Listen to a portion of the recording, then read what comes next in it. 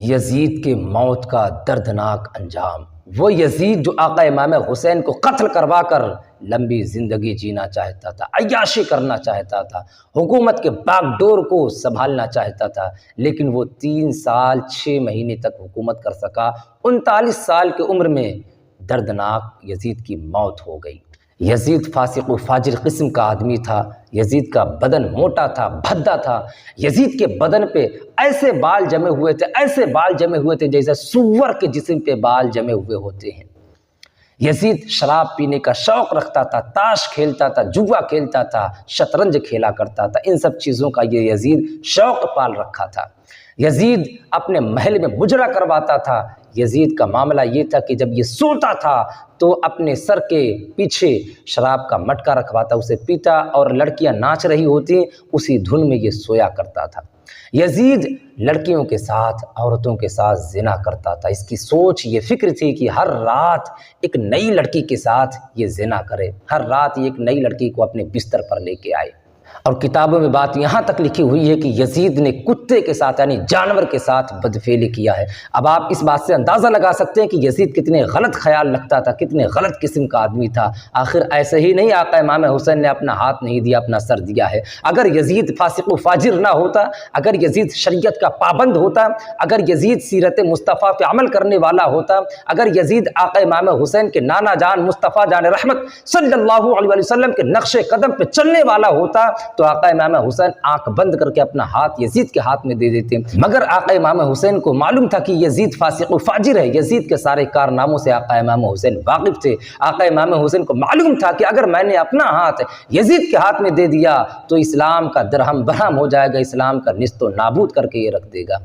یزید کو ایک دن ایک عیسائی لڑکی سے عشق ہو جاتا ہے، پیار ہو جاتا ہے۔ یزید اس لڑکی سے روزانہ ملنے کے لیے جایا کرتا تھا اپنے ایک دوست کے ساتھ جس کا نام سرجون تھا۔ یہ دونوں جاتے تھے اس لڑکی سے ملنے کے لیے، تیسرا کوئی سپاہی وغیرہ نہیں ہوا کرتا تھا۔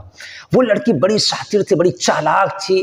وہ اپنے پیار بھری باتوں سے یزید کو بھی مائل کر کے رکھی تھی اپنی طرف، اور سرجون کو، یزید کے دوست کو بھی اپنے پیار کے جال میں پھانس کے رکھی ہوئی تھی۔ جب یزید کو پتہ چلا کہ میں جس لڑکی سے پیار کرتا ہوں اس سے میرا دوست سرجون بھی پیار کرنے لگا ہے، تو اس بات کو لے کے دونوں میں انبن ہو گئی۔ یزید نے کہا کہ اس سے تو مت پیار کر، تو سرجون نے کہا کہ میرا بھی تو دل ہے، میں بھی تو پیار کر سکتا ہوں۔ خیر، پھر یزید تو حکومت کے منصب پہ فائز تھا، اس نے پھر کیا کیا، اس لڑکی سے کہا کہ ہم اب تمہارے ساتھ نکاح کرنا چاہتے ہیں، اب اس طرح چھپ چھپ کر نہیں ملیں گے۔ اس لڑکی نے کہا کہ ٹھیک، ہم نکاح کر لیتے ہیں، کل آنا، ہم کل دونوں نکاح کر لیں گے، مگر شرط یہ ہے کہ اپنے ساتھ نہ اپنے دوست سرجون کو لے کے آنا، نہ اپنے کسی سپاہی کو ساتھ میں لے کے آنا۔ یزید اپنے گھر پہ آیا، شراب پیا اور نشے میں دھت ہو گیا، خوش تھا کہ کل میرا نکاح اس لڑکی سے ہوگا جس سے میں پیار کرتا ہوں۔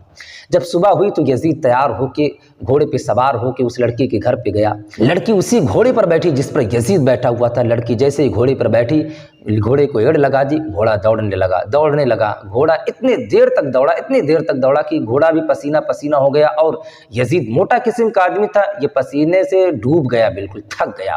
اور گھوڑا ایک ایسے جنگل میں وہ لڑکی لے کے گئی جہاں پہ کچھ لوگ پہلے سے پلاننگ کے تحت کھڑے تھے، وہاں ایک دوسرا گھوڑا بھی موجود تھا۔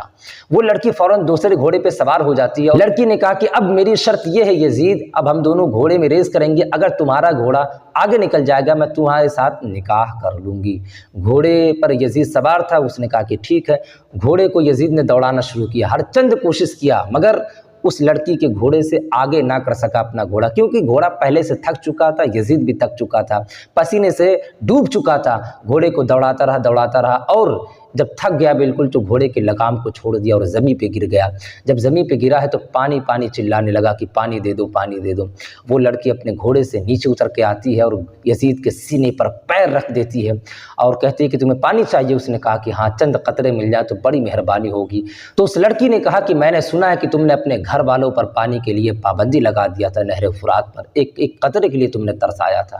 میں ایک عیسائی ہو کے جب میں نے اس بات کو سنی تو میرے آنکھیں نم ہو گئی تھی، میں رونے لگی کہ آخر یہ مصطفیٰ کے کلمہ بھی پڑھتا ہے اور انہی کے گھر والوں کے ساتھ اس نے گستاخی بھی کیا ہے۔ پھر یزید نے کہا کہ اچھا چلو، پانی نہیں دیتی کوئی بات نہیں، میرے ساتھ تم نکاح کر لو۔ تو اس لڑکی نے کہا کہ جو اپنے نبی کے گھر والوں کے ساتھ وفا نہ کر سکے وہ میرے ساتھ کیا وفا کرے گا، میں تمہارے عیاشیوں سے واقف ہوں۔ اے یزید، तुम्हारे लिए लड़कियां औरतें एक खिलौना है, तुम खेल कर छोड़ देते हो।